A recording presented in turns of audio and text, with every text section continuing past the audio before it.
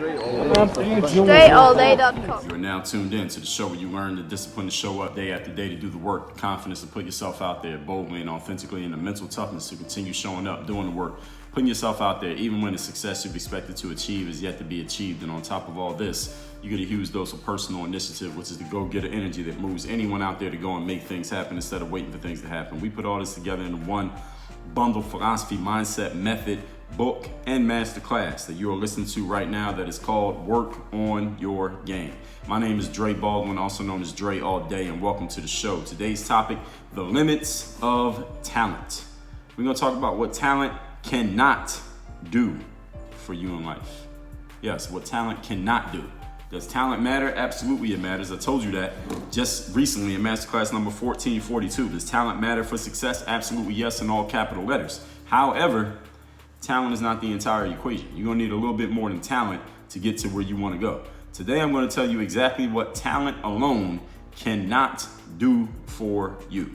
Now, again, if you happen to be a talented individual, I want you to still listen to this because, listen, everybody has talent in something. I've talked about talent many times. Most notably, masterclass number 728, hard work does not beat talent. Some people might have told you that if you just outwork somebody, even if they're more talented than you, you can beat them. That's not true. You won't beat them. They'll beat you anyway. Masterclass number 722, how to exploit all of your talents. How masterclass number 460, how persistence can overcome a lack of talent, given that you actually have a baseline of talent. I could have put that as a little side note, but I would have made the title too long. And then masterclass number 1442, as I said, does talent matter for success? Absolutely. Also masterclass number 1252, how to stop ignoring your talents. Masterclass number 884, stop lying to yourself because you don't have talent. So I've talked about talent many times here on this show. And I'm going to talk about it again in the future, and we're going to talk about it right now today. What talent cannot do for you. So even when you're a very talented individual, there are things that you will not be able to accomplish despite the fact that you have talent, maybe even more than some of the people in the same room as you. And if you do not fill the gaps of these 4 points, is it four? 1, 2, 3, 4 things I'm going to share with you here today that talent cannot do for you. If you are missing any one of these 4, even though you're talented, you're going to find yourself in trouble. So make sure you cover all your gaps I'm going to share here today, all 4 of these. Point number 1. Topic once again is the limits of talent, what talent cannot do for you. Number 1, talent cannot take you past the ceiling of your personal brilliance. Now, what the hell does that mean? It means this: if all you're using to get ahead in life is talent, that means you're not really putting the effort in that you need to. You don't have any strategy behind your efforts. You're not really learning, and you're not investing in learning. You are not honing your talents to turn them into actual skills, because talents and skills are not the same thing. Talent is a given ability that you naturally have. A skill is a ability that was practiced and worked on deliberately. If you can't turn your talents into skills, you will only go as far as your talent can take you. But here's the problem. We're going as far as your talent can take you. Because some people are like, well, isn't that what we're supposed to do? Take our talent as far as it can go? The problem is, at the highest levels of anything, everybody has talent. So this first point, talent cannot take you past the ceiling of your personal brilliance. There's only so far you can go with just talent alone, because eventually, even if you're one of the most talented people in the world, you will eventually get to a level where you're around all the other talented people in the world. At that same thing that you're talented at, they all got talent. So now you don't stand out anymore just based on talent. So if you don't have effort to get yourself ahead, or strategy, or some learned abilities, or you've honed your talents and turned them into actual skills, if you don't have any of these things, I guarantee you one of your competitors, they will have them, and they're going to beat you. Simply because they got more than just talent. All you got is talent. All right, you're going to get to a level where talent alone won't make you stand out. Watch an NBA or NFL game. All right, everybody on the field or on the court is talented. Even the people on the bench and the sidelines, they're all talented. Even the people in street clothes, they're talented. You're going to need more than that. I had a player reach out to me on Instagram not too long ago, and he said, Dre, I want to learn how to play professional basketball. I want to take my talents abroad. I feel like I'm talented enough that I can play at the pro level. That was the whole message. That's what he said. And you know what I said back to him? I said, that's cool, but you're going to need more than talent. Because a lot of people are talented. Everybody who's playing overseas is talented. So you said the reason you want to play overseas is because you're talented? All right, that's not a good enough reason. All right, you ain't going nowhere if that's your only reason. You're going to need to bring more to the table than that. Talent is not enough. Hard work is not enough. Now, the combination of hard work and talent, now you might be talking about something. But Just having one of those alone ain't doing nothing for you. So you want to go past the ceiling of your personal brilliance, your personal gifts, your talent, your God-given abilities. All right, you're going to need a little bit more than just saying that you're talented, because a whole lot of people are talented. You might think that you're unique because you're talented. That's because you're in a small pond. All right, you're a big fish swimming in a small pond right now. Once they transfer you to a bigger ocean, you'll realize that your talent is not that unique. Point number 2. Today's topic is the limits of talent. What talent cannot do for you. Point number 2, talent cannot fill your skill gaps. What is a skill gap? Well, first of all, let's understand something, that no matter how talented you are, nobody's talented at everything. Nobody. So the things that you can't cover with your talent, you will need to either develop those abilities, skills, practiced abilities, or you're gonna need to get yourself some help. One or the other. But just being talented alone can't help you in the area in which you're not talented, right? Does that make sense? Just as you're talented at one thing doesn't mean all the other things are just going to lay down and allow you to not have to deal with them. You still got to deal with them one way or another. This is where you will need relationships, find other people who have skills that you don't have. You're going to need self-awareness to know what skills you don't have and what skills you need to get help with fulfilling, or what skills you need to develop. You need self-awareness to know that. If you're unaware of where you lack skill, then that lack of skill is going to keep hurting you over and over and over again, and you'll never fix it because you have no self-awareness. You can't see yourself. You're looking in the mirror, but you can't even see yourself because you don't know what you're missing. That is a lack of awareness. You need self-awareness to know what you lack, and you're going to need the humility that once you realize that you're lacking a skill, okay, now I got to do the work to develop this skill. Now I got to go build the relationships or find the people who can help me do something with this skill. That requires a little bit of humility, understanding that you can't do everything, that you're not great at everything, that if you just ignore stuff that there's not going to go away, you're going to have to do something about it. You got to be humble enough to know to do that. Now, I'm not a person who uses humility too much, but I talk about it in masterclass number 445. The topic, humility, how to use it and who to watch out for when it comes to humility. Masterclass number 1415. Competence of a teacher, the humility of a student. Masterclass number 1307, having the humility to earn your confidence. So if you want to learn more about humility, see those 3 masterclasses that I just gave you. And if you're not a member of the game group, of which you won't be able to access those, then become a member by getting your first 2 weeks free. I put them aside for you by going to workonyourgameu.com. That's Work On Your Game University, workonyourgameu.com. So you need relationships, self-awareness, and humility to do the work to cover those holes, lest those holes be used against you. See, if you lack a skill, when you come up against some competition and people are probing you for weakness, they're going to find out where you lack skill, and they're going to keep using it against you over and over and over again. If you're a basketball player and you're great at driving to your right and dunking on everybody because you can jump really high, your opponents are going to try to figure out where your weakness is. They're going to try to keep you from going to your right and dunking because you jump so high. They're going to maybe try to send you to your left. Let's see if this person can dribble to their left. If they realize you can't dribble to your left, or they realize that you can't shoot, or they realize that you can't pass, what are they going to do? They're going to force you to your left. They're going to close up the lane so you can't drive on them and dunk, and they're going to force you to shoot from the outside, and they're going to double team you to force you to pass. And you're going to mess up on all of those because you lack all 3 skills.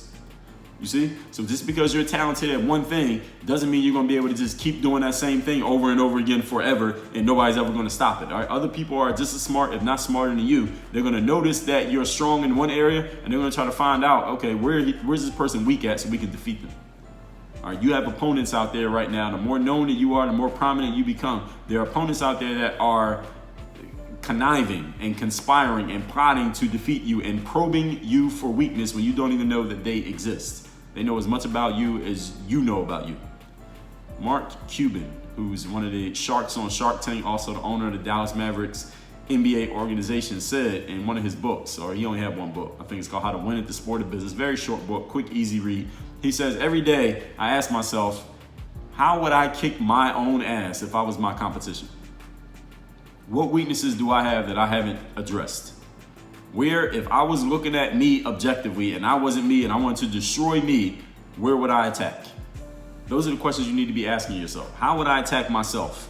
Where am I weak? Where are there some holes? Where am I leaving gaps for other people to take my spot? These are questions that you need to be asking yourself on a day-to-day basis. Because if you don't, somebody else is asking them and they're going to use it against you. And then when you meet that person, they will defeat you, or maybe they will have already defeated you by the time you meet them. Point number 3, today's topic, The limits of talent, what talent cannot do for you. Point number 3, talent cannot add time to your calendar. Which means just because you are talented doesn't mean you have forever and a day to make things happen. Just because you're talented doesn't mean you can take your time or that you can afford to not have a sense of urgency.